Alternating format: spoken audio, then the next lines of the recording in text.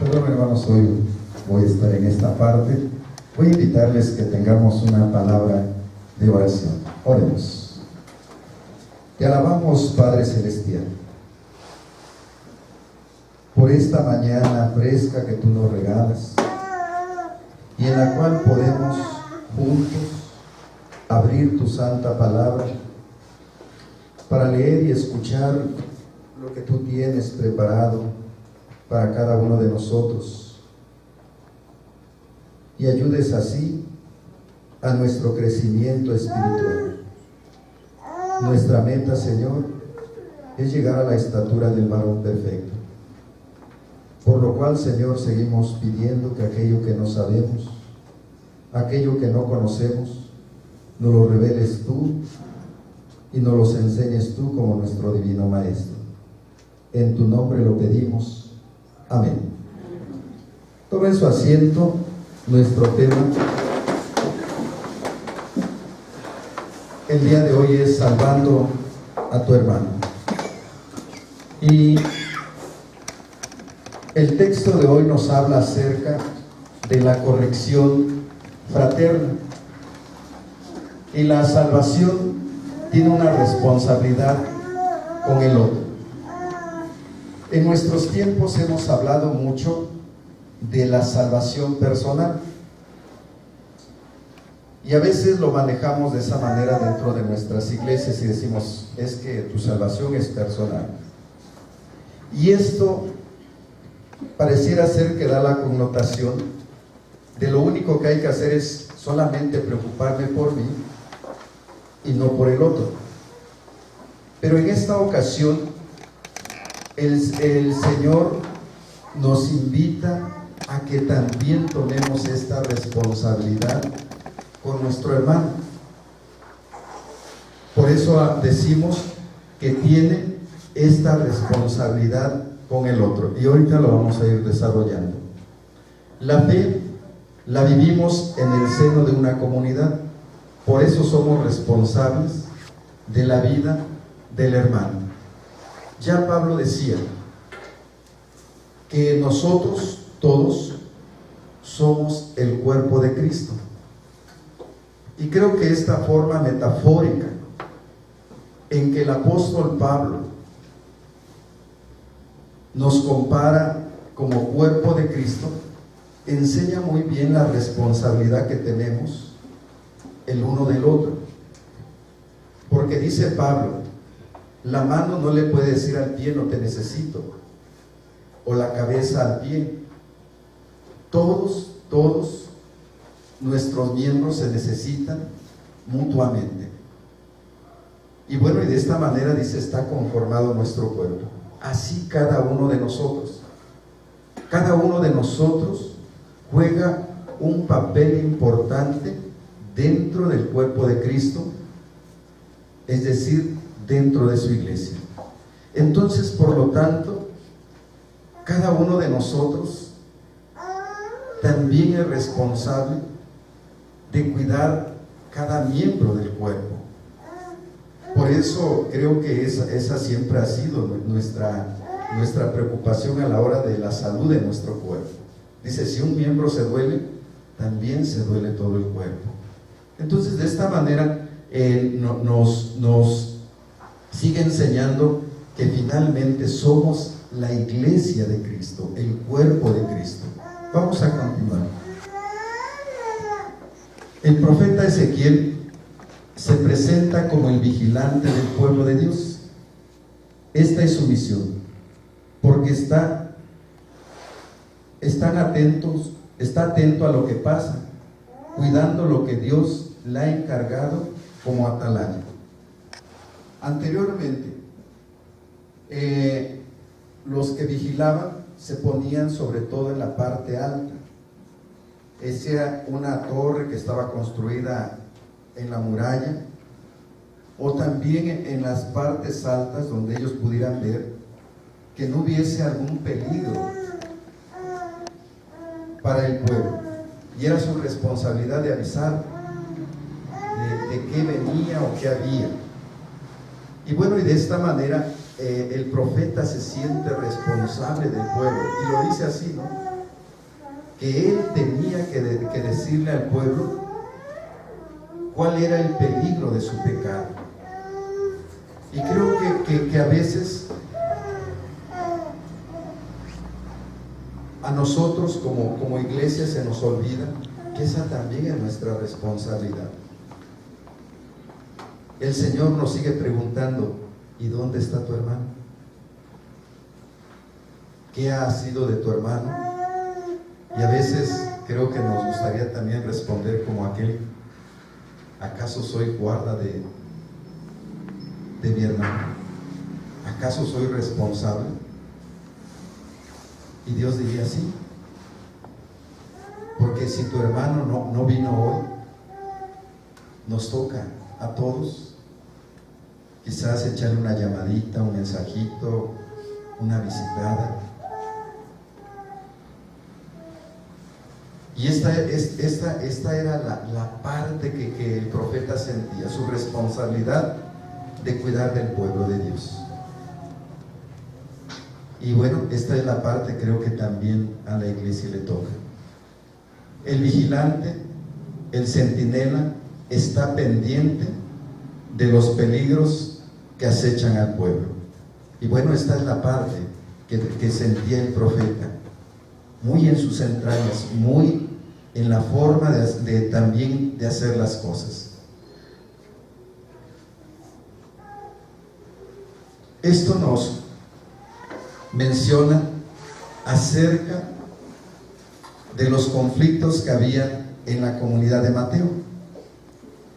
Cuando la iglesia inicia, empezó un conflicto muy fuerte, y el conflicto era de parte de los judíos: ¿cómo aceptar a los gentiles?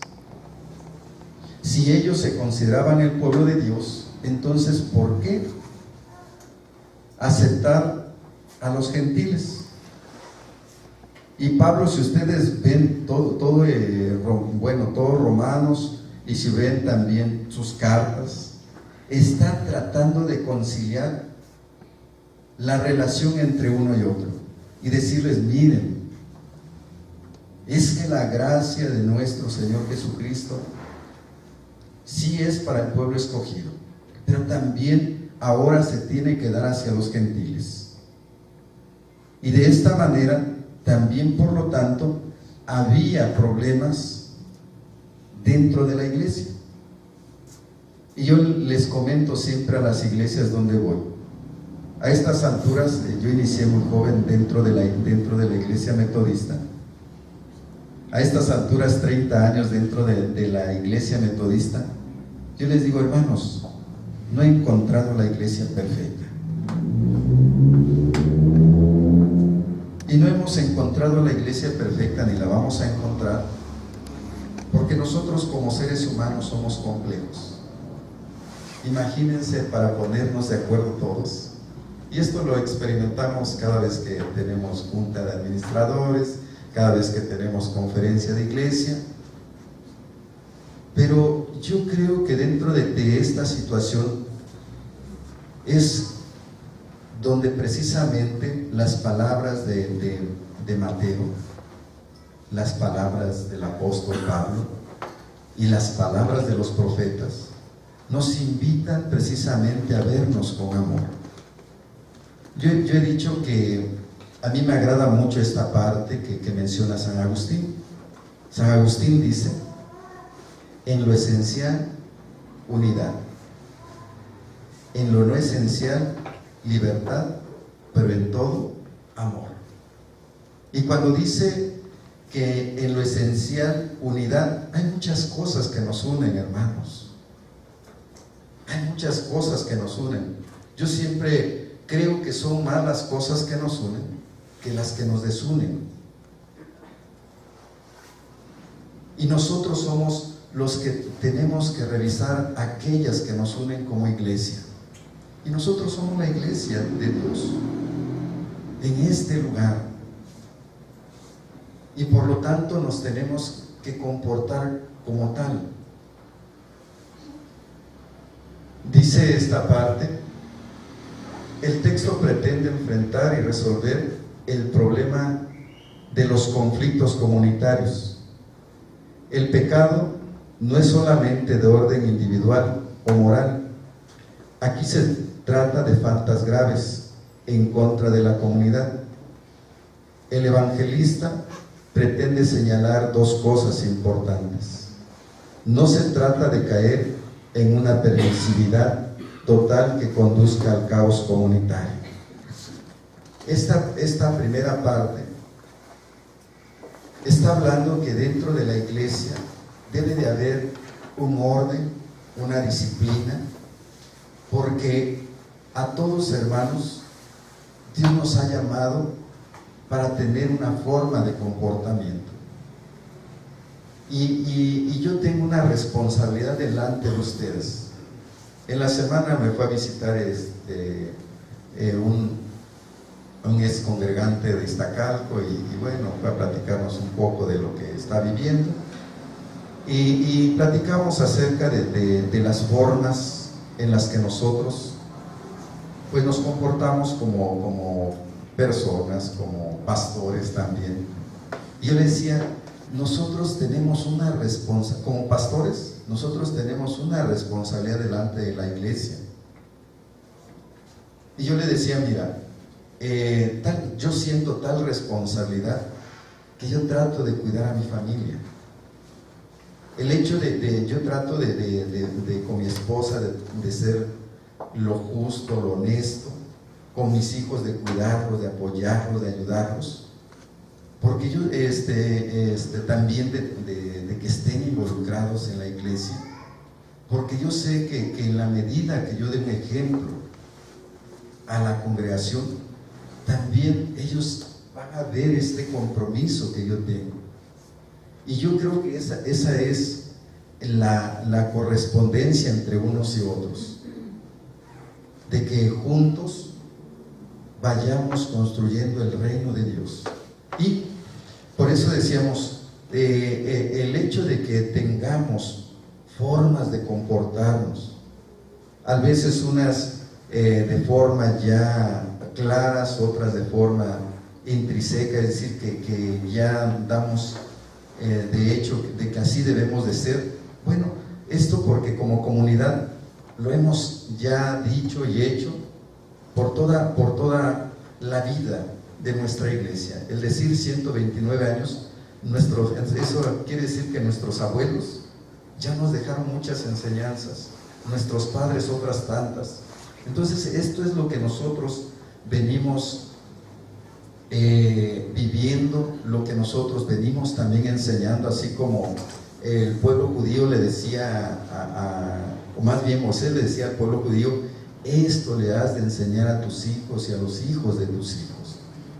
Entonces, en esta parte que está viviendo Mateo, muchos ya estaban abandonando su fe, muchos estaban cometiendo faltas que afectaban a toda la comunidad. Y decía, y lo que está diciendo el Evangelio, esto hay que solucionarlo, esto hay que detenerlo. ¿Cómo lo vamos a detener? Y bueno, la forma en que propone el Evangelio es, bueno, hay que ir con el hermano.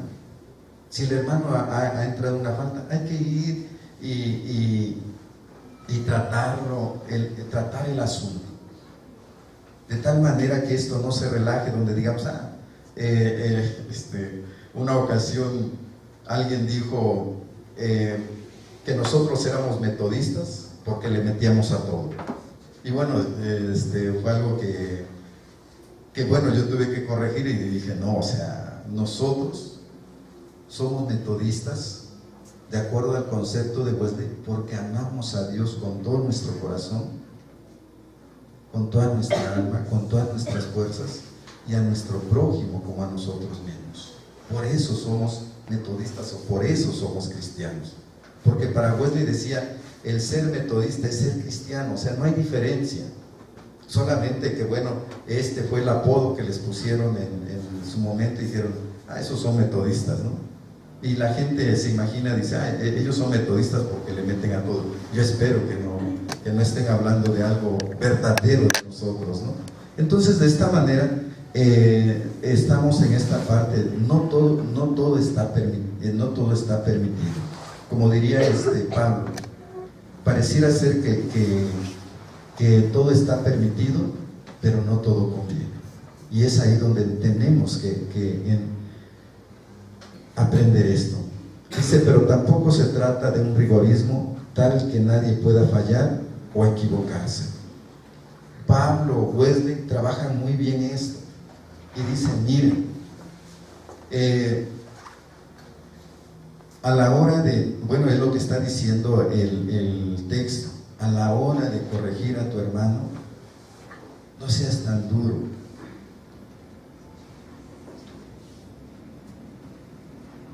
A la hora de corregir a tu hermano, dice, acuérdate que primero tú tienes una viga en tu ojo y tu hermano tiene una pequeña basurita. Y no está diciendo otra cosa más que nosotros debemos actuar con amor, con misericordia, aplicando la regla que dice la palabra de Dios. Como quieras que te traten, trata a los demás. Es decir, ponte en los zapatos del otro. Así como si tú hubieses cometido la falta, ¿cómo quisieras que te trataran? Si tú estuvieras en la situación del otro, ¿cómo te gustaría que te ayudaran? De esta manera, está también hablando acerca de esta parte. Se trata de corregir al hermano, no de correrlo. Y a mí me agrada, por ahí puse esa parte entre paréntesis, Wesley y los penitentes. Fíjense que Wesley, primero lo que hacía es, ustedes conocen las reglas generales de Wesley. Y por ejemplo, una donde dice, no venderás bebidas alcohólicas ni las ingerirás. Esta era una parte que las bandas, las clases, las sociedades tenían que cumplir. Pero cuando alguien caía en falta, Wesley le decía, a ver, o los que estaban con Wesley le decían, a ver, tú hiciste esta falta. Lo exhortaban una vez, pero si volvía a reincidir, entonces lo ponían en un grupo que le llamaban penitentes. Le decían, bueno, hasta que corrijas tu falta, entonces puedes otra vez incorporarte, ya sea a la sociedad, a las clases o a las bandas. En otras palabras, Wesley nunca tomó esa actitud de que ya te equivocaste, te vas. No, o sea, veía la manera de cómo ayudar al hermano. Y creo que esta es la parte, hermanos, que nos enseña hoy el Evangelio, de que cada vez que nosotros veamos que nuestros hermanos se equivocan, no estemos ahí para señalarlos, para condenarlos. Wesley decía, a veces nosotros quisiéramos, si el hermano está tirado, quisiéramos ponerle el pie en el cuello. Pero dice, no se trata de eso. Se trata de ver qué podemos hacer por nuestro hermano. Y a mí me agrada mucho la forma en que lo hacen los judíos. Los judíos, venga alguien que está mal, tanto podría ser en su comportamiento, económicamente, como familia, y lo que hacen, en lugar de hacerlo a un lado, lo que hacen es acogerlo entre todos.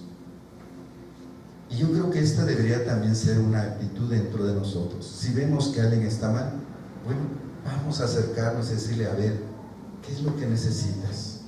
Así como cuando, yo digo, pongo como ejemplo, cuando se han caído nuestros niños, ¿no? Digo, aunque por ahí he escuchado que dicen, si te caes te pego, ¿no?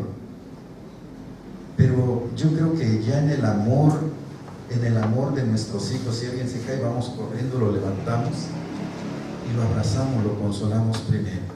Y ya después, bueno, vamos sobando, vamos curando la parte que se lastimó. Y creo que eso es lo que tenemos que hacer. Continuamos, por favor. Ganar al hermano, a la iglesia que está escribiendo Mateo, es una comunidad con sus logros, sus dificultades, normas y esperanzas. Entre los hermanos, seguidores todos de Cristo, debe existir un comportamiento congruente al Evangelio. Y si así no lo hiciera, un hermano o varios lo exhortarán a que se convierta, que corrija el camino. Ser miembro de una iglesia conlleva asumir una ética de acuerdo a los mandamientos de Dios. Esto que ya lo vimos, esto que ya lo dijimos. Vamos a continuar. Por amor a tu hermano. La fraternidad nos lleva a estar atentos a los errores del otro, no para condenarlo, sino para ayudarlo. Exhortarle con amor, nunca con dureza ni con violencia. Entender que tenemos una responsabilidad común por todos, porque todos somos el cuerpo de Cristo. Por lo tanto, debo mantenerme fiel a Dios para dar un buen testimonio ante los demás. Hermanos, a mí me agrada como dice Weldy, para nosotros los metodistas, el ser cristianos es un estilo de vida. Pero esto no quita de que vamos a equivocarnos. O sea, como seres humanos nos vamos a equivocar o vamos a cometer pecado. Por eso la palabra dice: aquel que crea estar firme, vea que no caiga. Pero si vemos que nuestro hermano cae, vamos a acercarnos para decir, no para condenar, sino para decir, ¿en qué te puedo ayudar? Y creo que de esta manera, hermanos, nosotros podemos entender que todos debemos cuidarnos, todos. Somos una familia en Cristo, dice por ahí un canto, y por lo tanto, las familias se cuidan, las familias se ayudan, las familias mutuamente hacen las cosas, mutuamente también se ayudan. Y si se trata entonces de estar cerca del hermano, vamos a hacerlo, hermanos, vamos a hacerlo, porque Dios nos invita a cuidarnos unos a otros, a orar unos por otros. Y termino diciendo, si hoy vio que su hermano no está a su lado, el que está siempre a su lado, o el que está atrás en la banca, el que está adelante, échenle una llamadita, échenle un mensajito, o si tiene tiempo, vaya, visítelo. Es nuestra responsabilidad. Dice, leíamos en Ezequiel, si exhortas a tu hermano, si lo liberas del pecado, habrás librado su sangre de tu responsabilidad. Pero si no lo has hecho, Dios te lo demandará. Así como Dios le preguntó a Caín, ¿dónde está tu hermano? Esperemos que nosotros podamos responderle, así como Jesús dijo de los suyos, los que me diste, allí están. Solamente aquel que no quiso por su voluntad, bueno, ese fue el que se perdió. Pero los que me diste, Señor, ahí están. Y que nosotros, cuando el Señor nos pregunte por nuestro hermano, nosotros podamos decir, Señor, ahí está. Que Dios nos bendiga, que Dios nos ayude a seguir siendo iglesia y cuerpo de Cristo en este lugar. Que Dios les bendiga, hermanos.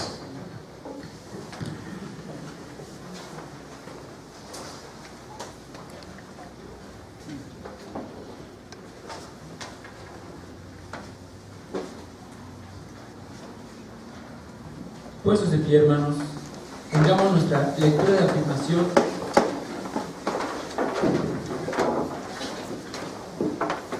Después de escuchar este sermón, leamos para dar testimonio de viva voz de que todo esto ha sido de enriquecimiento para nosotros. Leamos. Creemos en Dios sobre todas las cosas. Creemos en Jesús, que es la luz de la vida.